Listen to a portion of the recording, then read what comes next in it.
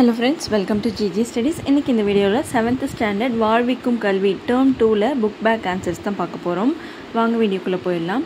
சரியான விடையை தேர்ந்தெடுத்து எழுதுக. ஃபர்ஸ்ட் ஒன், காலத்தின் அருமையை கூறும் திருக்குறள் அதிகாரம் ஆ, காலம் அறிதல்.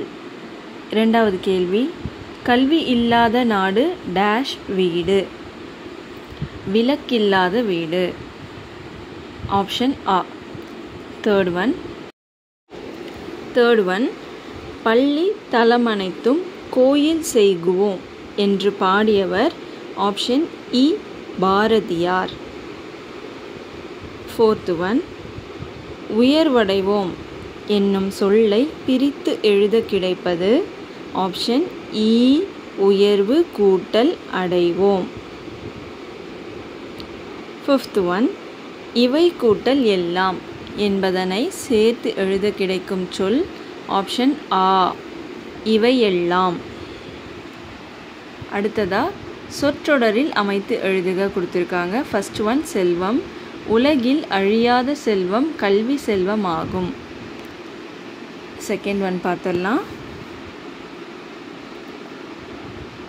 இளமை பருவம், அதற்கு நம்ம கல்வி கற்பதற்கு ஏற்ற பருவம் இளமை பருவம்.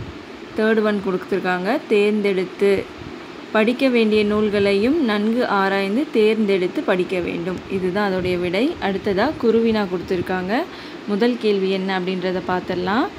மனித பிறவிக்கும் பிற உயிரினங்களுக்கும் இடையே உள்ள வேறுபாடு யாது? இதுதான் முதல் கேள்வி குருவினால. ஸோ இதுக்கு 2 பாயிண்ட்ஸ் கொடுத்துருக்காங்க. ஃபர்ஸ்ட் பாயிண்ட், எதிர்காலத்தில் பிற உயிரினங்கள் என்னவாகும் என்பதை சொல்ல முடியும். ஸோ மற்ற உயிரினங்கள் என்னவாகும் அப்படின்றத நம்மளால் கணிக்க முடியும். ஆனால் மனித பிறவியின் எதிர்காலத்தை கூறவே முடியாது. இதுதான் செகண்ட் பாயிண்ட். இரண்டாவது கேள்வி என்னன்னு பார்த்துடலாம். கல்வி அறிவு இல்லாதவர்கள் பற்றி வள்ளுவர் கூறுவது யாது?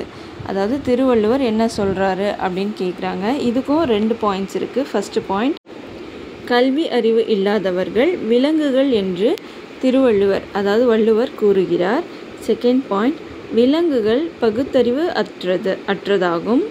அதே போல கல்வி அறிவு இல்லாதவன் நன்மை தீமை என அறியாதவன், அதாவது படிக்காதவங்களுக்கு எது நல்லது எது கெட்டது அப்படின்னு தெரியாதுன்னு திருவள்ளுவர் சொல்லியிருக்காரு. மூன்றாவது கேள்வி, நூல்களை எவ்வாறு படிக்க வேண்டும்? ஆன்சர், நூல்களை நன்கு ஆராய்ந்து தேர்ந்தெடுத்து படிக்க வேண்டும். அடுத்ததாக சிறுவினா கொடுத்துருக்காங்க. அதில் ஃபர்ஸ்ட் கொஸ்டின் என்ன அப்படின்னு பார்த்துடலாம். கல்வியே அழியாத செல்வம் என்பதை விளக்குக. ஸோ மொத்தமாக 4 பாயிண்ட்ஸ் இருக்குது. இந்த 4 பாயிண்ட்ஸுமே நீங்கள் சிறுவினால எழுதணும். அடுத்ததாக நம்ம இரண்டாவது கேள்வி என்னன்னு பார்த்துடலாம். கல்வியையும் விளக்கையும் திருக்குறளார் எவ்வாறு ஒப்பிடுகிறார்? இதில் 2 பாயிண்ட் மட்டும்தான் இருக்குது. ஃபர்ஸ்ட் கொஸ்டினுக்கு 4 பாயிண்ட்ஸு, செகண்ட் கொஸ்டினுக்கு 2 பாயிண்ட் மட்டும்தான் இருக்குது. ஸோ இது ஃபுல்லுமே நீங்கள் எழுதுகிற மாதிரி இருக்கும். அடுத்ததாக நம்ம சிந்தனை வினா பார்த்துடலாம். சிந்தனை வினாவில் என்ன கேள்வி கேட்டிருக்காங்க அப்படின்னு பார்த்தீங்கன்னா, நல்ல நூலின் இயல்புகளாக நீங்கள் கருதுவது யாது? ஸோ இதோடைய விடை, அனைவருக்கும் எளிதில் புரியும் வகையில் அமைதல் வேண்டும். இரண்டாவது பாயிண்ட், உண்மையை விளக்குவதாகவும் நன்னெறிகளை கூறுவனவாகவும் அமைதல் வேண்டும். ஸோ இதுதான் சிந்தனை வினாவோட ஆன்சர். அடுத்த வீடியோவில் நான் உங்களை பார்க்குறேன். உங்களுக்கு வேறு ஏதாவது சப்ஜெக்ட்டுக்கு ஆன்சர் வேணும் அப்படின்னா மறக்காமல் கமெண்ட் பாக்ஸில் கமெண்ட் பண்ணுங்கள். நான் அப்லோட் பண்ணுறேன். தேங்க்ஸ் ஃபார் வாட்சிங்.